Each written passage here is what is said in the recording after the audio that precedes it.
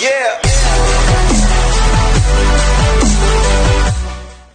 Hey guys, welcome back to the channel. Wanted to come on here and take a little bit of a break from the TIFF reviews for just a moment here because I wanted to get on here and talk to you guys about Transformers 1, directed by Josh Cooley, starring Chris Hemsworth, Brian Tyree Henry, Scarlett Johansson, Keegan-Michael Steve Buscemi, Lawrence Fishburne, and John Hamm. And this is obviously, I believe, the first animated Transformers movie since the one from the 80s. And the first Transformers movie about actual Transformers and not humans on Cybertron since the Bay movies, which is insane that it took this long.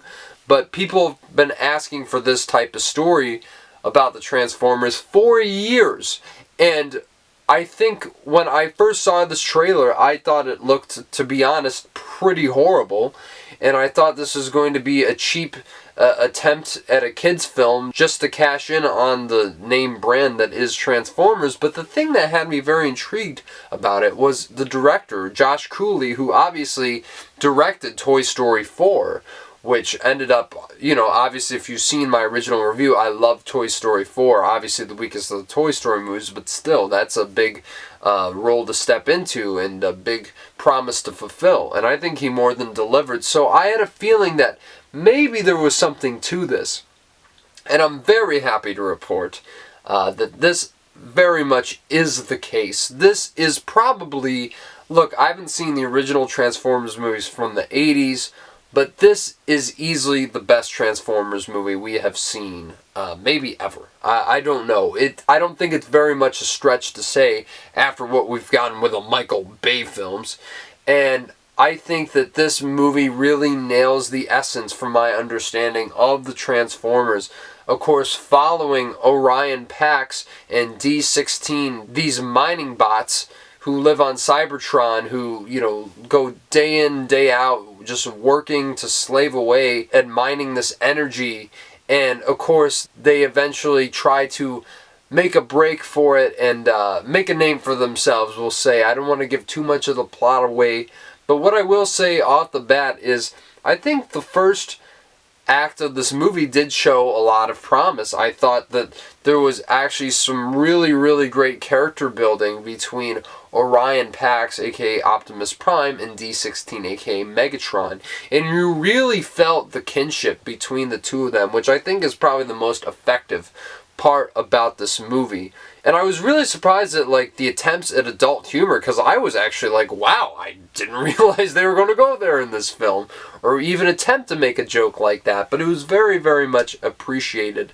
Though I think there's a lot about the first act, as tight as a lot of it is. I think we've seen this before. There's an air of predictability to it that I think kind of comes along with the screenplay here. And I think some of the humor does actually pander to kids a little bit, and it's a little bit overwrought. Especially as soon as Keegan-Michael steps on screen as Bumblebee. I really think that Bumblebee single-handedly handicaps this whole movie. I thought the portrayal, not because Keegan-Michael isn't a talented guy, obviously that's not the case. I just think his character was so annoying and honestly quite terrible for most of this movie. There's a really bad joke he keeps making that they literally beat you over the head with. And I was like, alright, I could do without this, because otherwise, I think once this movie really starts to find its footing in the second half, this movie gets to, Empire Strikes Back level of tragedy. Really, I was blown away when we got to the third act of this movie.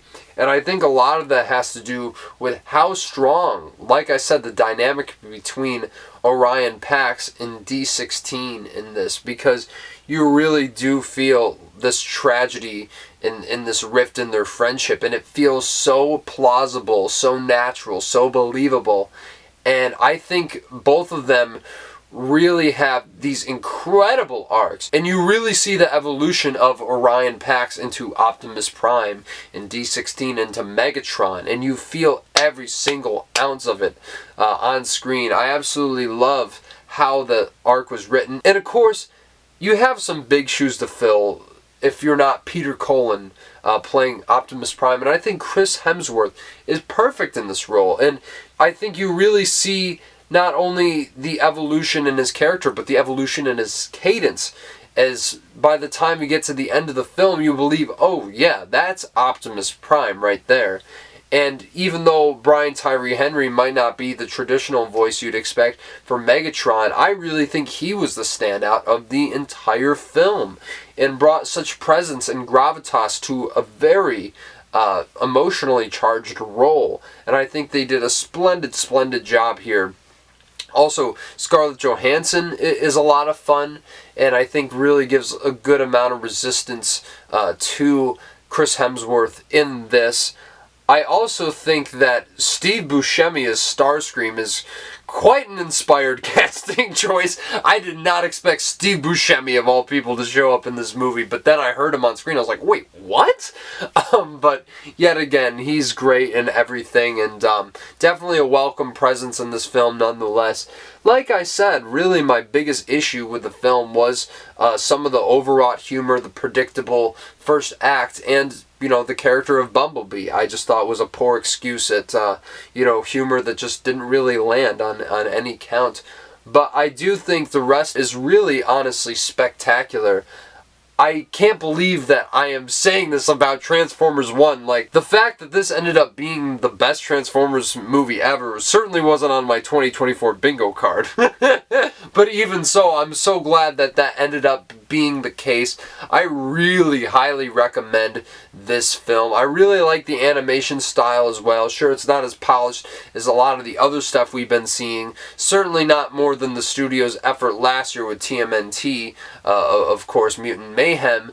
But still, I really can't wait to see what they do next in the series. I think that this is going to be Transformers series worth investing in, believe it or not. And I really want to see where they go with the sequel because they have so much potential the way they set it up. And I feel for a first chapter, it really does feel very self-contained, even more so than Dune, I would argue. So on that note, I'm going to give Transformers 1 an 8 out of 10, a very low 8 out of 10 at that, because I really do think a lot of the stuff in the first half really drags the movie down to the level of greatness that it could have achieved if that weren't present in the final product. But you guys let me know what you thought about Transformers 1. Is this the best Transformers movie for you Transformers aficionados out there? Because I'm certainly not one of them, and I would love to hear what you guys think, especially. And please feel free to smash the like button, subscribe to the channel. Going to be getting back onto that TIFF grind real soon. Coming up next with Pedro Almodovar's The Room Next Door, and then I'm going to go back to a couple other special things for you, but I promise you those reviews will still be coming out to you over the next week or so, so stay tuned for all that and more, and I will talk to you very, very soon.